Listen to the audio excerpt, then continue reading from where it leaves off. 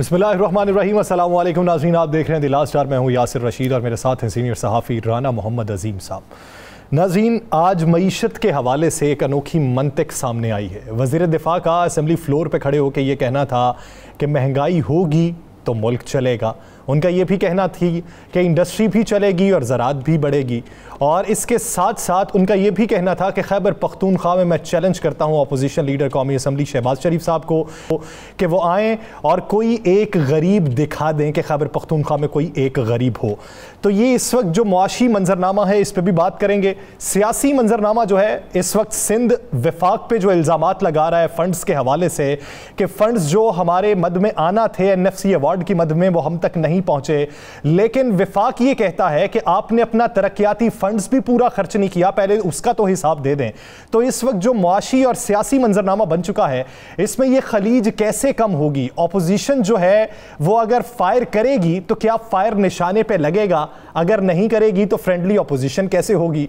ये सारी सूरत हाल पे बात करने के लिए राना साहब की तरफ रुख करते हैं और बात करेंगे। पीपल्स पार्टी के शरीक चेयरमैन आसिफ अली जरदारी साहब भी लाहौर में मौजूद हैं। आज बीबी की 68वीं सालगिरह थी, उस हवाले से उन्होंने इजलास की सदारत भी की, केक भी काटा, उस पर गुफ्तगू भी की है। वो गुफ्तगू क्या की है और आने वाले दिनों में सियासी हिकमत अमली उनकी जानिब से क्या तरतीब जानेंगे, राना साहब का रुख करते हैं। राना साहब, सबसे पहले मैं जरदारी साहब की एक्टिविटी पे तो आऊँगा, लेकिन इस वक्त जो मुआशी तौर पर जंग चल रही है सिंध और वफाक के दरमियान, क्या ये चपकलिश यूं ही जारी रहेगी या सिंध को गुज़श्ता साल की निस्बत इस साल कोई फंड मिलेगा?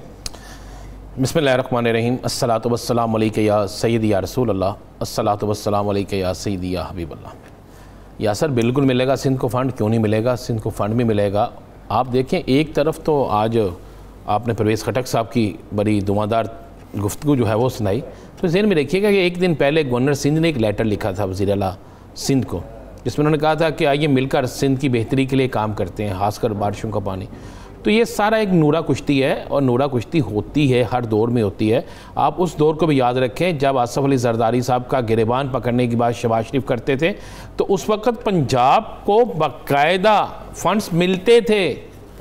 शदीद तरीन लड़ाई थी, ये लड़ाई उतनी तो है ही नहीं। तो अब भी ये सारा कुछ होगा, ये सारा चलता रहेगा, ये हल्की हल्की मौसीकी जारी रहेगी। आप कभी से अच्छे होटल में जाए ना, तो उस अच्छे होटल में आप देखते नहीं कि साथ म्यूज़िक लगा होता है, आप अपनी गुफ्तगू भी करते हैं, म्यूज़िक भी चलते रहता है। तो ये सियासतदानों के लिए पाकिस्तान एक होटल है जहाँ से जो आता है खाता है, पीता है, साथ हल्की हल्की मौसीकी सुनता है, मौसीकी करता है और चला जाता है। तो ये बेफिक्र हो जाए, ये इसी तरह चलता रहेगा। ये अगर आप पंजाब, वफाक, सिंध, बलोचिस्तान, KPK, ये अगर जहाँ पे अपोजिशन मौजूद होगी, सिंध में अपोजिशन मौजूद है, तो वो वफाक की तारीफ़ कर सकती है। तो वफाक की अपोजिशन सिंध में मौजूद है, तो क्या वफाक उनकी तारीफ़ कर सकते हैं? तो ये इसी तरह होता है ना भाई, अगर ये तारीफ़ करना शुरू कर देंगे एक दूसरे की, तो सियासत कहाँ से करेंगे? अगला इलेक्शन कहाँ से लड़ेंगे? लोगों को पागल किस तरह बनाएंगे? अपना सौदा जिसे हम कहते हैं किस तरह बेचेंगे, क्या करेंगे? ये इसी तरह चलना है। एक देखें, एक डेवलपमेंट जो अच्छी डेवलपमेंट हुई कि पंजाब ने जो पानी का मामला है, इरसा के मामले पे उसने थर्ड पार्टी ऑडिट करवाने का सोचा, एक फर्म के साथ मुआहिदा भी हो गया, 7 बैराज पंजाब के, 3 सिंध के, सिंध ने भी इत्तफाक किया।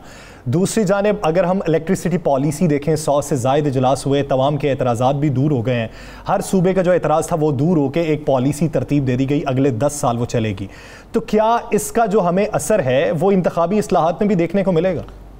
नहीं, इंतखाबी इस्लाहात पे कोई कंप्रोमाइज़ नहीं होगा। दो चीज़ें ज़हन में रखिएगा। शहरों के अंदर धांधली, शहरों के अंदर जाली वोट 15 से 20% तक के चांस होते हैं, चांस में खैर। देहातों के अंदर तो ठप्पे लगते हैं, शनाख्ती कार्ड लिए जाते हैं और दीगर मामला तय होते हैं। अब ये उन जगहों पे जो MP या MNA बनते हैं, किसी भी सियासी जमात से बनते हो, उनका मामला और होता है। और ये सियासी जमातें, जो बड़ी सियासी जमातें हैं ना, इनके अंदर से वो लोग होते हैं। तो अगर इंतहाबी सलाहत पे बात होती है तो फिर जो हुकूमत कहती है उसी तरफ आना पड़ेगा ना। इसके अलावा इंतहाबी सलाहत क्या होगी? इसके अलावा क्या हो सकती है?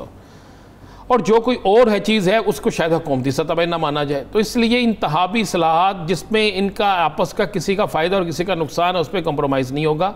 ये जो बजट और दीगर मामलात हैं, इन पर कंप्रोमाइज़ हो चुका है, इन पर फाइनल हो चुका है। मैंने कितने प्रोग्रामों में ये कह चुका हूँ, मैं अब भी कह रहा हूँ, ये सब चीज़ें फाइनल हो चुकी हैं, सब चीज़ें फाइनल हो चुकी हैं।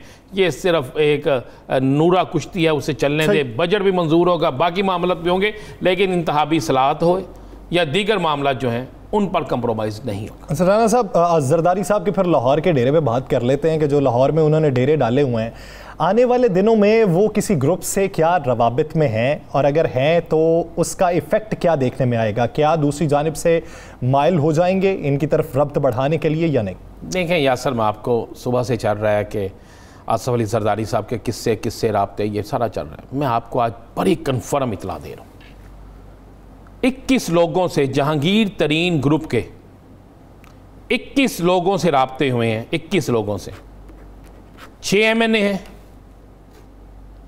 और बाकी MPA हैं। इनसे आसफ अली जरदारी साहब के पीपल्स पार्टी के अहम तरीन अफराद के राब्ते हुए हैं। उन राब्तों में इनको कायल करने की कोशिश की गई, और कायल करने के लिए फैसलाबाद की एक शख्सियत भी मुतहर्रक थी, कुछ और लोग भी मुतहर्रक थे। पुराने साथी, वहाँ पुराने साथी भी थे, कोई नए साथी भी थे, काफ़ी लोग मुतहर्रक थे, और उन्हें बड़ी यकीन दहानियाँ कराई गई, कुछ रिश्तेदारियाँ, सारा कुछ किया गया। लेकिन ये सुबह से चल रहा था ना कि 8 लोगों ने रजामंदी का इजहार कर दिया, नहीं, उन तमाम लोगों ने एक ही जवाब दिया यासर। उन्होंने कहा जी हम जहांगीर तरीन के साथ हैं, आप जहांगीर तरीन को मना लें, जहांगीर तरीन के साथ रख लें, जहांगीर तरीन की साहब की तरफ से हमें कहलवा दें, तो जब उनकी तरफ से पैगाम आ जाएगा तो पूरा ग्रुप आपके साथ चला जाएगा। उस मौके पर जनूबी पंजाब से तल्लक रखने वाली एक अहम सियासी शख्सियत ने कहा जी मैं जहांगीर तरीन को तैयार करता हूँ, और मेरी इतला के मुताबिक आज के दिन में, चूँकि जहांगीर तरीन लाहौर में है, तो जहांगीर तरीन साहब को ढूंढने के लिए आज पीपल्स पार्टी की कुछ अहम शख्सियात जो थी मुतहर्रक थी। मेरी अब तक की इतला के मुताबिक, जो मेरे पास इतला है, जो एक बड़े अहम शख्स ने मुझे दी, जो उन लोगों में शामिल था और बड़ी अहम ज़िम्मेदारी पे भी है, उसने कहा जी कि जहांगीर तरीन साहब ने मिलने से इनकार कर दिया। मैंने पूछा जी मिलने से क्यों इनकार कर दिया? उन्होंने कहा जी, उन्होंने कहा कि हम आखिरी हद तक जो है तहरीक इंसाफ के साथ जाएंगे, मेरी जमात है। उन्होंने कहा जी मैं इसके साथ ही रहूँगा, अगर किसी मरहले पर कोई ऐसा मामला हुआ तो उस पर फिर दोस्तों से सोच विचार करेंगे। लेकिन आज भी वो लोग पीछे मौजूद हैं। और मज़े वाली बात आपको बता दूँ, सिर्फ जरदारी साहब नहीं, नून लीग की भी एक शख्सियत जो है उसको ये जिम्मेदारी दी गई। मैंने पहले भी कहा था, चूँकि अब टारगेट ये किया जा रहा है कि जनूबी पंजाब में किसी तरीके से पीपल्स पार्टी समझती है कि, बल्कि पीपल्स पार्टी को ये बिल्कुल राग है कि अगर हम जहांगीर तरीन को तोड़ लेते हैं तो हम पीपल्स पार्टी जो है वो जनूबी पंजाब में आइंदा इलेक्शन में ले जाएगी सारा कुछ। मुस्लिम लीग नून भी यही चाहती है कि जनूबी पंजाब जो है उसे कब्जा करने के लिए इनके साथ किया जाए। अब इस दौर में जो है अहमियत बहुत ज़्यादा बढ़ गई है। अगर आप देखें भी, कौमी असम्बली में चले जाएँ, पंजाब में चले जाएँ, तो ये वोट बड़े अहम हो गए हैं जहांगीर तरीन ग्रुप के। और जब जहांगीर तरीन ग्रुप के वोट बड़े अहम हो जाते हैं तो फिर जोड़ तोड़ भी बड़ा तेज़ हो जाता है। आसफ अली जरदारी साहब, मैं आपको एक बता दूं यासर, आसफ अली जरदारी साहब ऐसे नहीं आए। उन्हें रहीम यार खान से तलक रखने वाली किसी अहम शख्सियत ने कहा था कि जनाब मैं ये काम कर दूंगा। राना साहब, यही सवाल है कि फिर कुछ ना कुछ शख्सियात तो होंगी ना कि जो तगो-दो कर रही हैं, फिर उनकी शमूलियत भी तो हो सकती है अगर वो ना माने तो। नहीं, मैं आपको क्लियर कर दूं, एक तो बता दूं, मेरी इतला है कि मियां मंजूर भट्टू साबिक वज़ीर आला, साबिक स्पीकर भी रहे हैं, काफ़ी चीज़ अहम ज़िम्मेदारियाँ रही हैं, मेरी इतला है कि वो शायद पीपल्स पार्टी में जा रहे हैं। अच्छा। और जब वो जा रहे हैं तो उनके साथ कुछ और लोग भी जा रहे हैं। लेकिन ये मैं आपको एक बात बता दूं, हाँ, ये कि फैसलाबाद के एक MNA पे बड़ा काम हुआ है। उन्हें कहा गया है कि आप अपने घर वापस आ जाओ और अपने घर वापस आके अपनी पार्टी में आ जाओ। हाँ, वो तो तरीन साहब के आजकल बहुत क्लोज। जी, उन्होंने कहा जी, उन्होंने भी यही कह दिया कि जनाब तरीन साहब, तो जिसके बाद अब सारा जो है ना जोर और सारी कोशिश वो जहांगीर तरीन की तरफ हो गई है। और मेरे ज़राए का कहना है कि आज बड़े ज़ोर शोर से उनके पीछे कुछ लोग गए हैं। आज के दिन में तो उनकी मुलाकात नहीं हो सकी, क्योंकि जहांगीर तरीन ने जो बंदा उनके पास पहुंचा उसको पैगाम दे दिया है कि मैं फ़िलहाल ऐसी किसी काम में नहीं आऊँगा। मैं अपनी जमात के साथ खड़ा हूँ, मैं अपनी पार्टी के साथ खड़ा हूँ। फिर उन्हें कहा गया कि जनाब आपकी तो मुखालफत बड़ी है। उसने कहा जी किस जमात में मुखालफत नहीं होती, जहाँ पे मैंने बड़ा टाइम दिया है, अपना सब कुछ वहाँ पे लुटा दिया है, तो मैं किस तरह हो सकता है उस जमात को इस तरह छोड़ दूँ। ये है। लेकिन मैं आपको एक और ख़बर दे दूँ बड़ी, एक साबिक वज़ीर आला, और मैं भुट्टो साहब के अलावा कह रहा हूँ, उसकी भी अगले चंद दिन में आसिफ अली जरदारी साहब से फ़ोन पे बात होगी, और उन फ़ोन पर गुफ्तगू के बाद वो पीपल्स पार्टी में दोबारा जा सकते हैं। 3 ऐसे ज़िले हैं जहाँ जिनको इन्होंने बिल्कुल टारगेट किया हुआ है, जनूबी पंजाब से, पंजाब के अलावा इस साइड पे कसूर, ओकारा और नारोवाल, ये 3 टारगेट हैं। इन पे बड़ी मेहनत हो रही है सही, और उस मेहनत का कोई ना कोई, ये जरदारी सब कहते हैं, हल निकल आएगा। लेकिन अभी मैं आपको बता दूं कि अभी सिर्फ जो मैंने नाम लिए हैं कि भुट्टो साहब का शोर मचा हुआ है कि मंजूर भुट्टो जा सकते हैं, उनके साथ उनकी टीम जा सकती है, पूरी टीम है ना उनके साथ। लेकिन जो बाकी लोग हैं वो अभी आसिफ अली जरदारी साहब को इस टूर में कामयाबी नहीं मिलेगी, ये मैं आपको बिल्कुल हकीकत कह रहा हूँ। इस टूर में किसी बड़े नाम की और किसी बड़े नाम की कामयाबी नहीं मिलेगी। हाँ, आने वाले वक्त में कुछ हो सकता है। चले मैं आपको एक और बड़ी खबर दे दूँ। बिलावल भुट्टो साहब का किरदार क्या हो सकता है? जब आज सवाल किया गया जरदारी साहब से तो उनका ये कहना था, मैं बिलावल को क्या सिखा सकता हूँ, मछली को तैरना कौन सिखाए। बात उन्होंने ठीक की है। बिलावल पहले दिन से जिस ख़ानदान से तल्लक रखता है, बिलावल को जितना खेलना आता है, मुझे आप बताएं पीडीएम में कैसे कौन खेला है? पीडीएम के सवाल जवाब, पीडीएम में खेलना, मरियम के साथ जो हुआ, मौलाना साहब के साथ जो हुआ, वो बिलावल ने किया है ना। बिलावल को अगर 5% पीछे से कहा गया तो 95% तो 95% तो उन्होंने किया ना। चले मैं आपको यासर साथ साथ एक और ख़बर बड़ी देता जाऊँ ना, चूँकि जहांगीर तरीन डिस्कस हो रहा है। जहांगीर तरीन साहब जी कराची जा रहे हैं, मेरे पास जो इतला है, और कराची सिंध में जा रहे हैं, और सिंध में वो पीर पगारा साहब से भी मिलेंगे और कुछ और अहम शख्सियात से मिलने जा रहे हैं। और वो अहम जो शख्सियात हैं उनमें से कुछ पीटीआई के टिकट होल्डर भी हैं, और सियासी मैदान जो आने वाले दिनों में तो नहीं है सेनेट के इलेक्शन के दौरान जिनसे रब्ता हुआ। देखिए मैं कह रहा हूँ कि आने वाले दिनों में कोई सियासी मैदान जो है ना उसमें हलचल होगी। मेरे पास जो इतला है वो ये है कि जुलाई के पहले 2 जो हफ्ते हैं ना, पहला हफ्ता और दूसरा हफ्ता, ये बड़ा गर्म हफ्ता जाएगा। गर्मी तो जाएगी लेकिन सियासी गर्म जाएगा। अगर तरीन साहब बड़े धमाके हो सकते हैं सियासी। अगर तरीन साहब ये समझते हैं कि आखिरी हद तक पीटीआई के साथ रहना है, तो फिर इन मेल मुलाकातों का मकसद क्या है? यानी वो आखिरी हद सोच चुके हैं ना? नहीं देखें, बिल्कुल सोच चुके हैं। मेल मुलाकातें इसलिए होती हैं कि अभी आपने कहा ना मछली को तैरना कौन सिखाएगा, तो सियासत में रहने वाले सियासत को आखिरी हद तक तो लेकर जाते हैं ना। देखें, एक तो मान लेना आज कि पहला सियासी मैच वो जीत गए, वो जो FIA वाला दूसरा मामला था। हाँ जी। आज उनकी टीम क्रिकेट मैच भी जीत गई और जीती भी इस्लामाबाद से। अब ये भी देखें ना, आज मुल्तान जीती भी इस्लामाबाद से है। तो ये दोनों चीज़ें जरूर देखें। अच्छा, तो इस चीज़ों को ज़रूर देखें, ये कुछ ना कुछ तो है, यानी कुछ ना कुछ है। मैं आपको ये बता दूं, कुछ ना कुछ है। और मैं अक्सर कहता हूं कि जब आप हुकूमत में रह के आप कुछ वज़रा हुकूमत के ख़िलाफ़ खड़े हो जाएं और किसी और का साथ देना शुरू कर दें, तो कुछ ना कुछ तो है। यानी अब देखना ये कि हंडिया इस वक्त पक रही है, अब उसके अंदर पत्थर हैं पानी में डाले हुए या फिर मुर्गे मुसल्लम बन रहा है। ये तो कुछ दिन बाद ही वजह हो पाएगा कि आखिर बन क्या रहा है, आखिरी हद क्या है, और उस हद के बाद जाके वो अगला इकदाम क्या उठाएंगे जब राब्ते एक दूसरी तरफ से। नाज़रीन, देगर इश्यूज़ पर बात करेंगे एक शॉर्ट ब्रेक के बाद। Stay with us.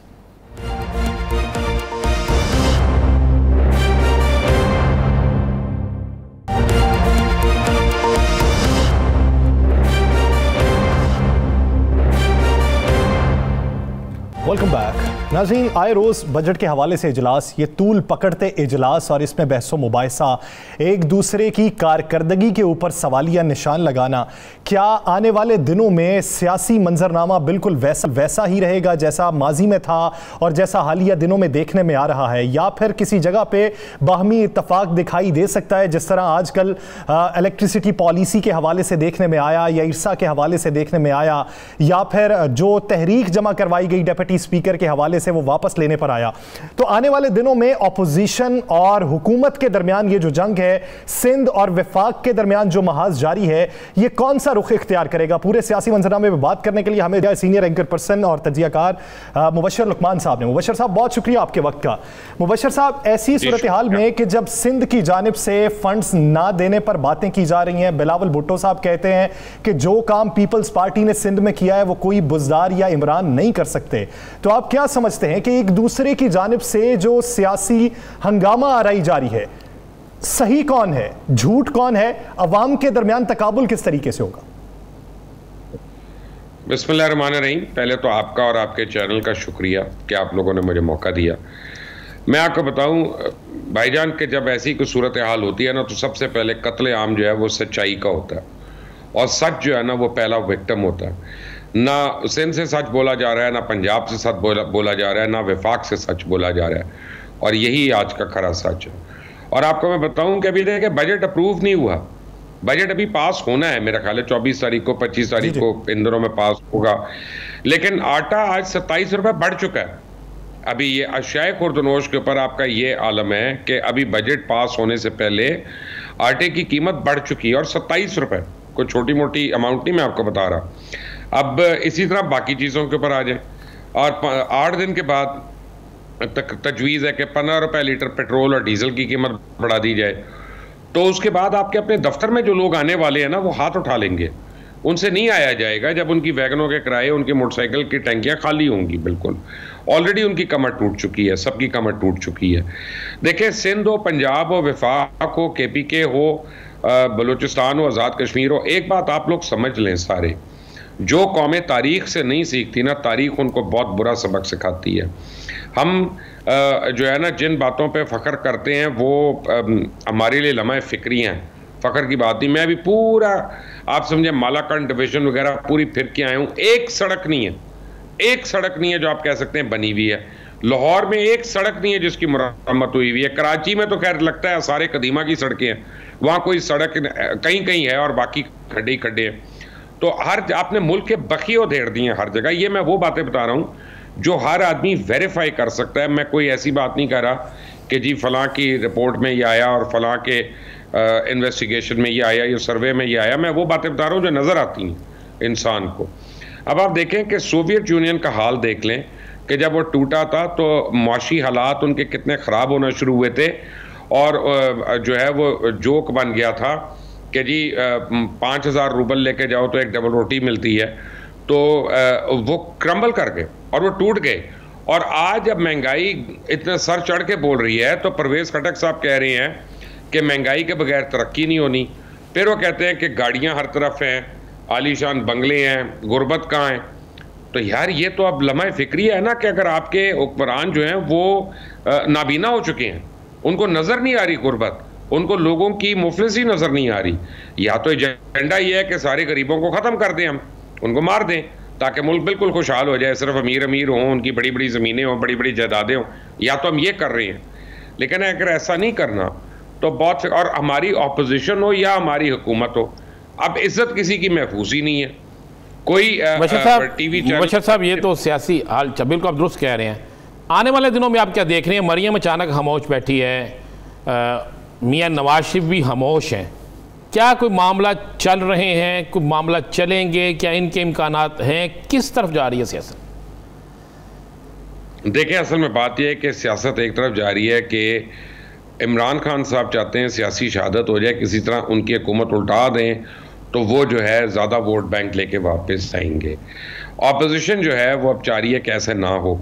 लेकिन बजट के बाद, ये बजट पास होने थे राना साहब 5 दिन में, और बजट के बाद आप भी यहीं हैं, मैं भी यहीं हूँ, और आप देखेंगे कि कितना दमादम मस्त कलंदर होता है। और एक फैक्टर जिसको हम सारे इग्नोर करते हैं और जो कि गलत इग्नोर करते हैं, वो मौलाना फजल रहमान का है। वो बड़ी डंके की चोट पे बाहर आने वाले हैं राना साहब। मैं आपको बता रहा हूँ कि सारे लोग हैरान हो जाएंगे, परेशान हो जाएंगे। मैंने कुछ उनकी तैयारी देखी है, कुछ मुझे उसका पता चला है। और अपोजिशन ने, नून लीग ने तो ये फैसला कर लिया कि मरियम अब बात नहीं करेंगी। और ये सारी बात शुरू हुई कि जब जावेद हाशमी साहब ने स्टेटमेंट दी कि मेरे ऊपर जुल्म कर दिया इस्टेब्लिशमेंट ने, ये हो गया, तो शहबाज शरीफ साहब ने मरियम औरंगज़ेब साहिबा को कहा कि इसका मजम्मती बयान जारी करो कि हमारा इससे कोई ताल्लुक़ नहीं, पार्टी का ये हाशमी साहब का ज़ाती बयान है। तो उन्होंने पूरा दिन जो है उसको नहीं पब्लिश किया ट्विटर के ऊपर। तो बड़े मियाँ साहब से छोटे मियाँ साहब की बात हुई और बड़ी सख्त बात हुई, और शहबाज शरीफ साहब ने कहा कि मैं सारे काम छोड़ देता हूँ, लेकिन मैंने इस तरह बेइज्जत नहीं होना अपनी घर में अपनी छोटों के हाथों। फिर मरियम की सरजनिश भी की गई, मैंने सुना है, और फौरी तौर पे मरियम औरंगज़ेब साहिबा ने एक ट्वीट कर दी जिसमें उन्होंने कहा कि ये जावेद हाशमी साहब का वाज़ाती है। वहाँ से ये फैसला हुआ कि मियाँ शहबाज शरीफ की जो पॉलिसी है वही नून लीग की फ़िलहाल पॉलिसी रहेगी, क्योंकि मियाँ साहब, बड़े मियाँ साहब यानी, ये समझते हैं कि अगले साल इलेक्शन का साल है। तो कहते हैं अच्छा 6 महीने 8 महीने इसको खुश होने दें, इसकी पॉलिसी पे कितना को फ़ायदा होता है कितना नहीं होता। तो बेसिकली शहबाज शरीफ की जो पॉलिसी है वो मुसालियत की पॉलिसी है। आसिफ अली जरदारी साहब की जो पॉलिसी है वो भी मफाहमत की पॉलिसी है। हुकूमत खुद अपने बोझ के नीचे आ रही है। मैं आपको बताऊं, इस हुकूमत के सामने कोई ऑपोजिशन नहीं है। तो मुबश्शिर साहब, अगर आपको ये लगता है कि मौलाना फजलुर रहमान साहब जो इस वक्त साइड लाइन है वो निकलेंगे और दमादम मस्तकल अंदर करेंगे, तो क्या उनके साथ कोई और पार्टी भी देख रहे हैं या अपने तहीं वो जदोजहद करेंगे?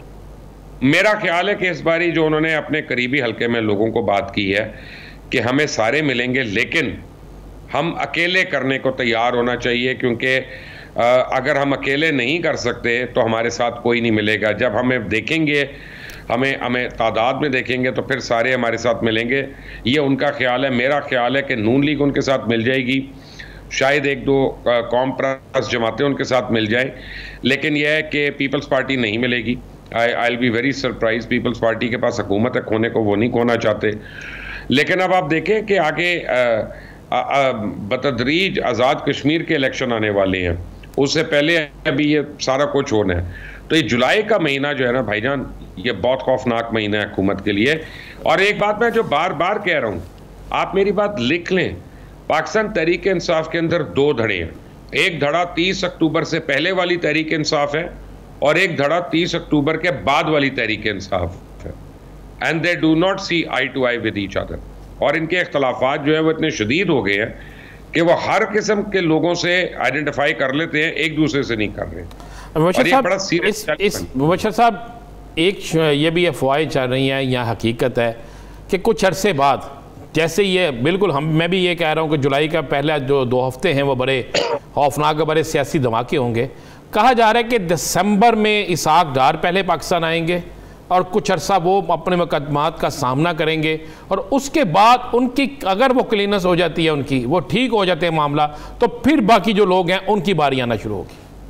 अच्छा, मेरी तो कुछ दिन पहले इसहाक डार साहब से खुद बात हुई थी, और इसलिए मैं कुछ सुनी सुनाई बात नहीं आपको कह रहा। अब ये चंद दिन पहले तक की बात कर रहा हूँ मैं आपसे, जो मेरी उनसे बात हुई थी। उस वक्त तो उन्होंने मुझे कोई ऐसी हिंट नहीं कराई कि वो दिसंबर में वापस आ रहे हैं या मियाँ साहब आ रहे हैं। मैंने मियाँ साहब के हवाले से उनसे सवाल ख़ास तौर पे किया था, तो उन्होंने पूरी मुझे एक तफसील बताई थी कि जी कोविड की वजह से अस्पताल बंद थे, सर्जरियाँ नहीं हो रही थी, अब खुलना शुरू हुए हैं, अब वो जाएंगे, अब डॉक्टर्स उनका ट्रीटमेंट प्रिस्क्राइब करेंगे, जब ट्रीटमेंट होगा तो उसके बाद जाहिर बात है वो आएंगे।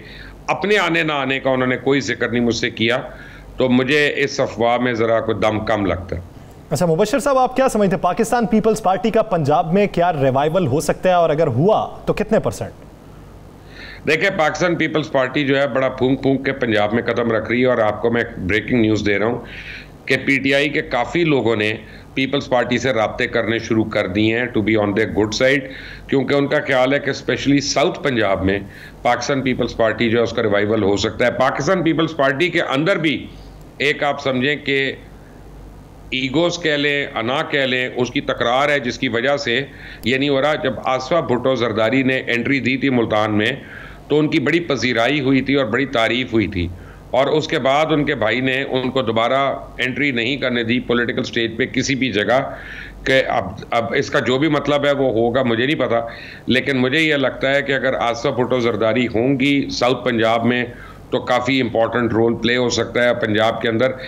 पाकिस्तान पीपल्स पार्टी को एक बात समझने की ज़रूरत है, और हमारे जितने दोस्त हैं पीपल्स पार्टी के, उनको मैं ये बात बड़ी एहतराम के साथ में उनको ये बात समझाता रहा हूँ कि पंजाब के अंदर जिस पोस्टर के ऊपर आसिफ अली जरदारी साहब की तस्वीर होगी या फरियाल तालपुर साहिबा की तस्वीर होगी, उस पोस्टर के कैंडिडेट को वोट नहीं मिलेगा। अब ये पंजाब पक्का हो गया इस पे।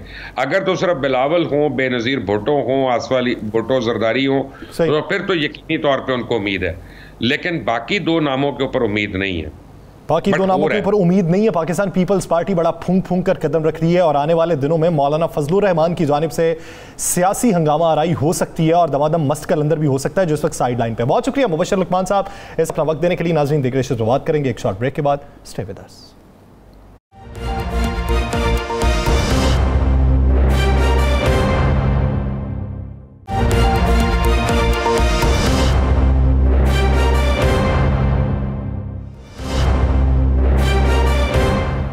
Welcome back. नाज़रीन, बजट के हवाले से अपोजिशन और हुकूमत के दरमियान जो जारी कशमकश है, मौशी अशारिये मुस्बत समत में गामजन है, तो फिर उस पर तनकीद क्यों है? तनकीद है तो कितनी वजह है और कितनी बेसूद है?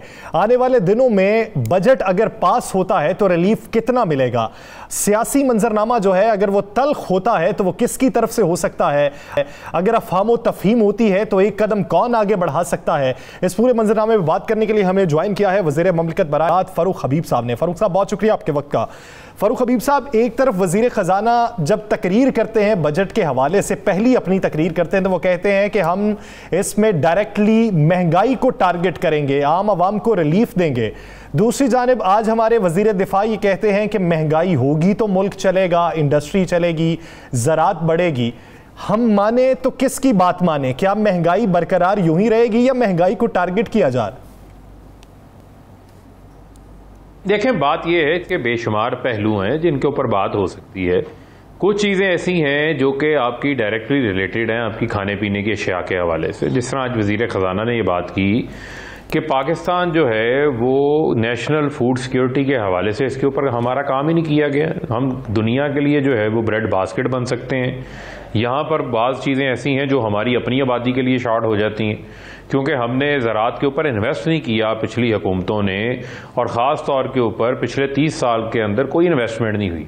ये वो वाहिद हुकूमत है जिसने अरबों रुपए इस साल ज़राअत के लिए मुख्तस किए हैं, जिसमें आप देखें जैतून की फसल के लिए, चावल की फसल के लिए, बीज के ऊपर रिसर्च एंड डेवलपमेंट के हवाले से, चीज़ों की स्टोरेज के हवाले से, कोल्ड चेन मैनेजमेंट के हवाले से ख़ास तौर के ऊपर जो है वो बजट एलोकेट किया गया। इसी तरीके से लाइफ स्टॉक को जो है वो उठाने के लिए उसके ऊपर बजट जो है एलोकेट किया गया, और उसका बुनियादी जो मकसद है, जो प्राइमरी ऑब्जेक्टिव है, वो ये है कि पाकिस्तान ने ना सिर्फ फूड सिक्योरिटी के हवाले से खुद कफील होना है बल्कि उसके साथ साथ हमने इतनी पैदावार को बढ़ाना है, ज़रूरी पैदावार को, कि हमारे लिए चीज़ें सरप्लस हों जिनको हम एक्सपोर्ट्स कर सकें।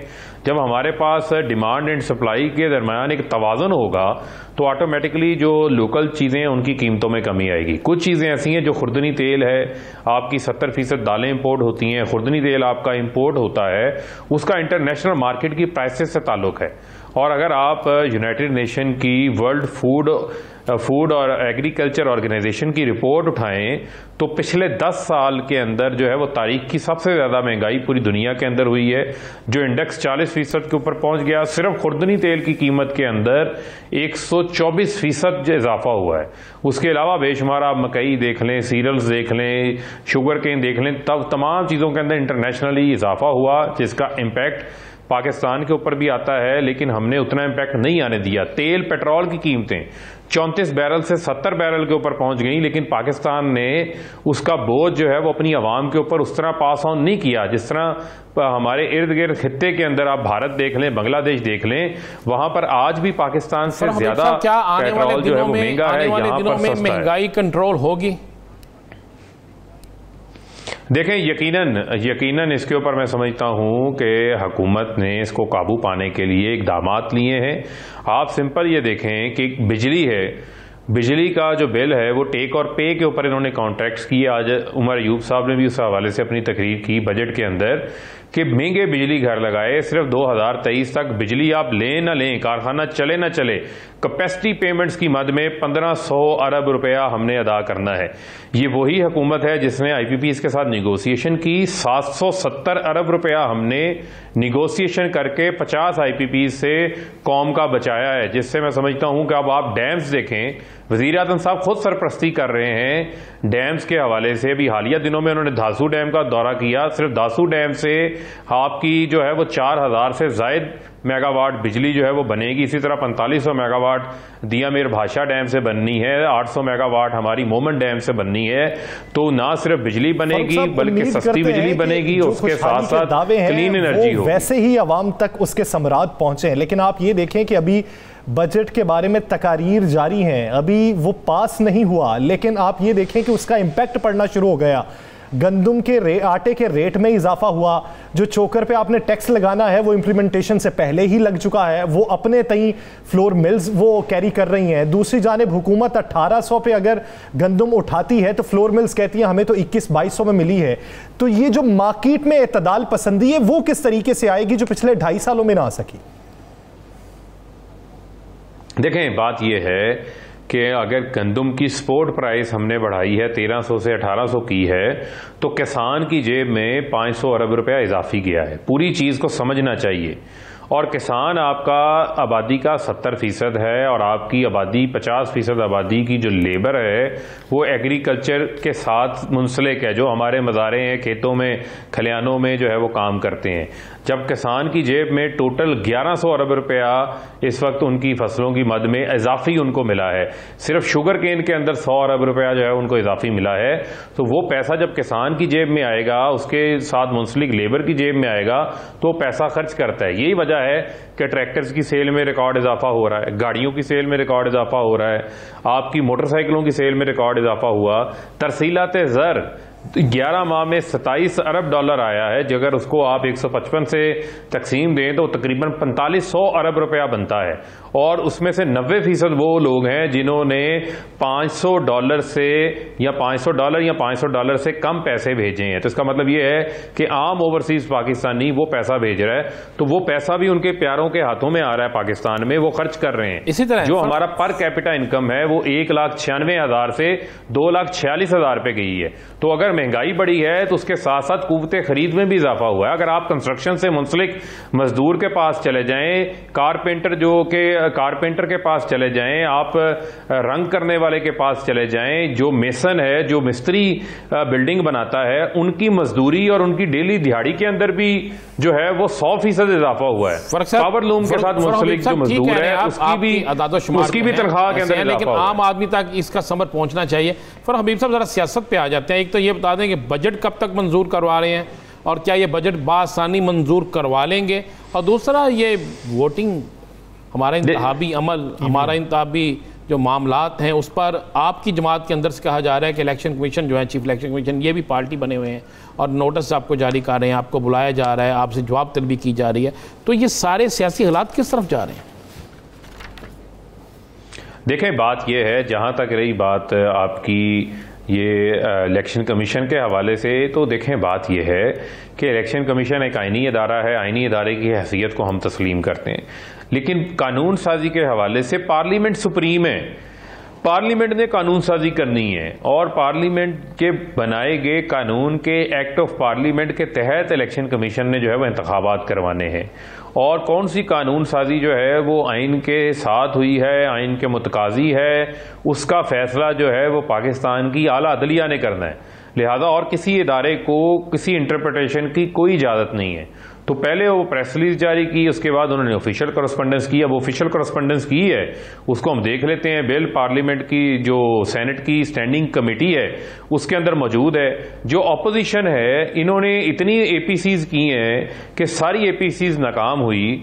और आप ये बताएं, जो ये नई एपीसी करने जा रहे हैं तो इसका मतलब ये है कि जो पुरानी एपीसी पीडीएम ने की थी उससे तो यू टर्न ले लिया, उसके जितने मुतालबात थे उनके ऊपर तो शहबाज शरीफ ने पानी फेर दिया।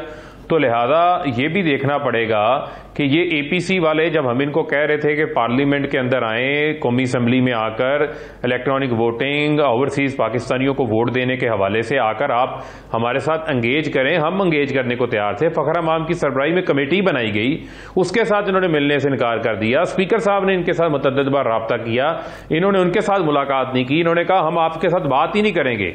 अब ये रोना शुरू कर दिया, मगरमच्छ के आंसू बहाने शुरू कर दिए। जो डेप्यूटी स्पीकर है उनके खिलाफ जो तहरीक है वो इन शराइत पे वापस ली कि वो जो बिल थे उन पे बात होगी, लेकिन वो बिल तो अब चले गए सेनेट में। तो क्या सेनेट में बातचीत के हवाले से डायलॉग होंगे इनसे? देखें सेनेट में ले आए ना अपनी तजावीज़, अगर ये लेकर आना चाहते हैं, कोई रोल प्ले करना चाहते हैं तो सेनेट के अंदर ले आए। जहां तक रह गई बात डिप्टी स्पीकर के हवाले से, तो उसके ऊपर जाहिर बात है ये पहले बात को तोलते नहीं है, फिर पहले बोलते हैं फिर बात को तोलते हैं। जब इनको ये नजर आया कि इनकी अददी अक्सरियत ही नहीं है, इनके साथ ये तहरीक अदम एतमाद कामयाब ही नहीं करवा सकते, तो इन्होंने फिर यू टर्न ले लिया। अब उस यू टर्न को जो है ये बिलों के ऊपर बातचीत के साथ जोड़ें, जैसे मर्जी करें, लेकिन बात यह है कि अगर कोई कानून बन गया है पार्लियामेंट के जरिए, तो उस कानून को जो है वो फिर आप वापस इस तरह नहीं ले सकते। तो लिहाजा मैं ये समझता हूं कि जो कौमी असम्बली से बिल पास हो गए उनकी जगह अपनी मौजूद है, उसके ऊपर जो है इनके अगर 21 बिल पास हुए हैं, उनमें से 8 बिल ऐसे थे जो 2019 से कौमी असम्बली के सामने पेश किए गए, बहुत सारे बिल ऐसे थे जो 2020 में पेश किए गए। 2.5 साल 2-2 साल जो है वो गुजर चुका था। अपोजिशन ने उनको बिल्स को ना पढ़ा, ना उनके ऊपर बहस की, आदम दिलचस्पी का इजहार किया। इनकी दिलचस्पी सड़कों पे आर और पार और खवार होने के चक्कर में लगी रही, वो ये अब खवार हो रहे हैं। जब खवारी हो रही है तो ये आके रोना धोना शुरू कर देते हैं। इनकी कोई दिलचस्पी नहीं रही, ये बाइकआउट वॉकआउट के ऊपर दिलचस्पी रही है।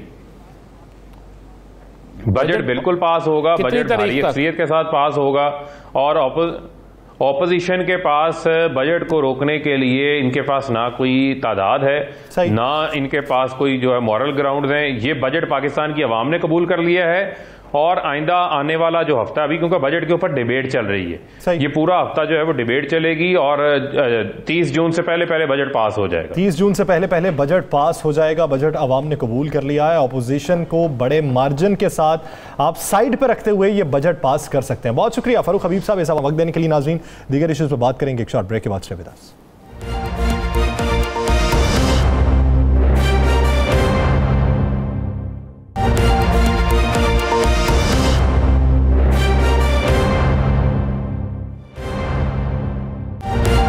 Welcome back. नाज़रीन, हम अपनी मौशरती इक़दार पे ज़रा रोशनी डालेंगे। प्रोग्राम के इस हिस्से में बात करेंगे कि जब ज़ैनब का कत्ल हुआ था तो पूरा मौशरा उठा, बहुत वावेला हुआ, फिर एक बिल पास हुआ, बिल कानून की शक्ल इख्तियार कर गया, और उसके बाद कुछ उम्मीद ये पैदा हुई कि आइंदा ऐसे वाक़यात रूनमा नहीं होंगे, करार वाकई सज़ा मिलेगी। लेकिन ये वाक़यात पे दर पे रिपोर्ट होते रहे। मौशरती तौर पे हमारी अक़दार अगर बुलंद होंगी, हमारा अखलाक अगर बुलंद होगा, तो फिर ऐसे वाक़यात नहीं होंगे। हम अखलाक की उस नहज तक पहुँच चुके हैं जहाँ पे सोचना तो दरकिनार, बात करते हुए भी लर्जा तारी होने लगता है। एक वाक़या पेश आया ननकाना साहब में, 7 साला मासूम बच्ची को ज़्यादती के बाद कत्ल कर दिया गया। हलकूम से अल्फाज नहीं निकलते, जहन नहीं कुंज हो जाता है, और बात करते वक्त भी लिहाज रखना पड़ता है कि कौन से अल्फाज अदा करें और क्या बात करें। हमें मुतासरा बच्ची के वालिद जो हैं अब्दुल गफूर साहब हमें ज्वाइन किया। अब्दुल गफूर साहब, मैं पहले ही माफ़ी चाहता हूं अगर किसी मेरे लफ्ज़ से आपकी दिल आज़ारी हुई हो या ठेस पहुंचा हो। आप क्या समझते हैं कि वो तो चली गई नन्ही कली इस दुनिया से, क्या आपको इंसाफ की उम्मीद है? क्या किसी तरफ से ये यकीन दहानी हो पाई कि जो करार वाकई सज़ा जिन मुजरिमान को मिलेगी उन्हीं को ही मिलेगी, किसी और को नहीं मिलेगी?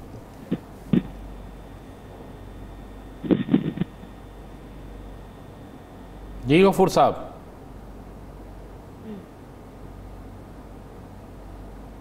अब्दुल गफूर साहब सुन रहे हैं आप? जी सुन रहे हैं। बताइए फिर। सजा मिलनी चाहिए। कौन मुल्ज़म है, कुछ पता चला इस वाक़े का? नहीं चला। क्या पुलिस आपसे तावन कर रही है? पता चला था किसी को नामजद कर दिया है? नहीं, पुलिस बहुत तावन कर रही है। अब्दुल गफूर साहब, इस हवाले से क्या कोई प्रेशर भी है? कोई दूसरी पार्टी ऐसी है जो ये कहती है केस वापस ले लो? नहीं सर। अब्दुल गफूर साहब, आप बता रहे थे कि आपने अभी कुछ लोगों को नामजद नहीं किया, पुलिस खुद ही नामजद कर रही है, आपको असल मुल्ज़म चाहिए, ये क्या वाक़या हुआ? तो सर 3-4 बंदे ना किते सी नाम जान, तो वरना बाद जिते आए सी तो कहने से कि असी नाम जान नहीं किते, उन्होंने दी खबर भी कटी। SHO DSP अपना पूछे क्या फिर वो आए कि आके कह गए कि असी सही कारोबार सही करा। चले ये बता दें कि आपके बेटी का जब बच्ची के साथ जो वाक़या हुआ, बड़ा खौफनाक वाक़या है, बड़ी मासूम सी बच्ची कली, कोई सियासतदान आया, कोई सियासी शख्सियत आई, किसी हुकूमती शख्सियत ने आके आपकी दादरसी की?